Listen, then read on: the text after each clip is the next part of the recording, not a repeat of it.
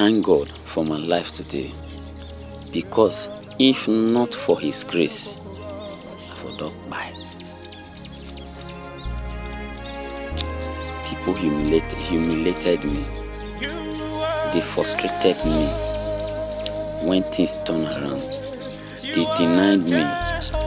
But here I am today, talking as a human, because God have never denied me. From starting to ending, God is always with me. If not for Him, I depend on man. I fold up. But because this life, there are certain situations that you will meet that will make your heart broken, that will even warrant that you will kill yourself. Why? Because you got frustrated and nothing good is coming. Everywhere look darkness. Be careful. Do not relent.